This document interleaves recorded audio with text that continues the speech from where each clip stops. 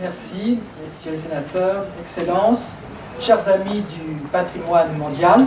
J'ai plaisir à présenter le patrimoine de Chartres, qui est remarquable, et il faut bien le dire, nous sommes nés sur un sol celtique, puisque c'est une grande ville celtique, puis romaine, puisque nous avons le plus grand sanctuaire romain existant à ce jour, sur 6 hectares, et donc est née ici la grande cathédrale de Chartres que vous voyez présentée au centre de la ville, et là nous présentons aussi l'écrin de cette ville.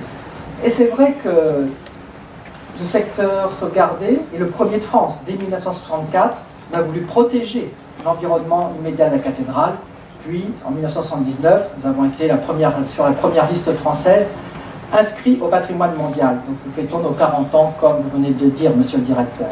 Et j'ai donc plaisir à montrer à Chartres combien le patrimoine mondial participe au développement économique de la ville.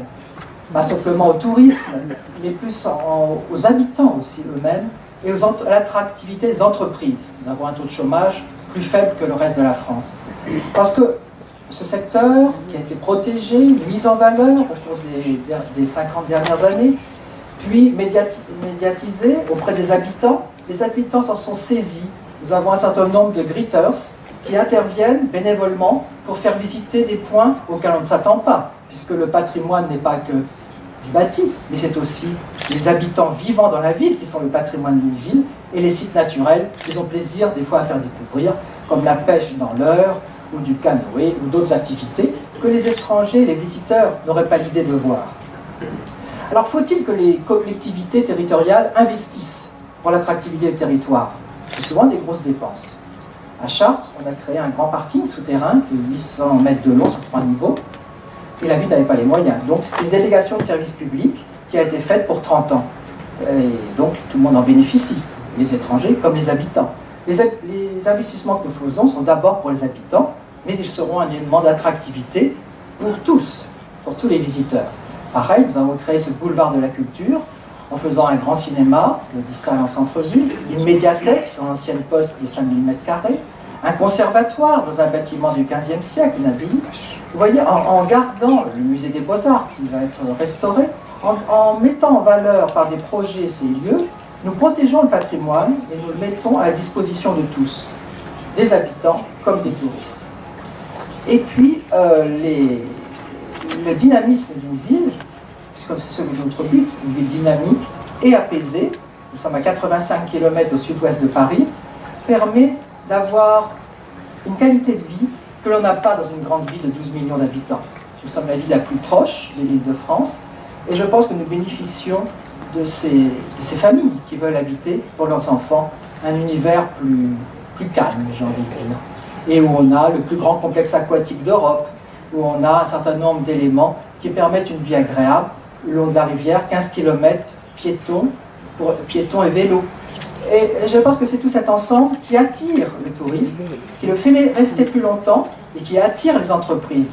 Si aujourd'hui on a le siège du pôle de compétitivité de la beauté et du bien-être, capitale donc mondiale, 10% des cosmétiques du monde sont fabriqués à Chartres et aux alentours, dont la totalité des produits Guerlain, que certains d'entre vous, je suis sûr, utilisent, mais aussi Paco Rabanne, le groupe Puig catalan, Coty, Paco Rabanne, Lolita Lempicka, enfin un certain nombre de grandes marques sont fabriquées made in Chartres.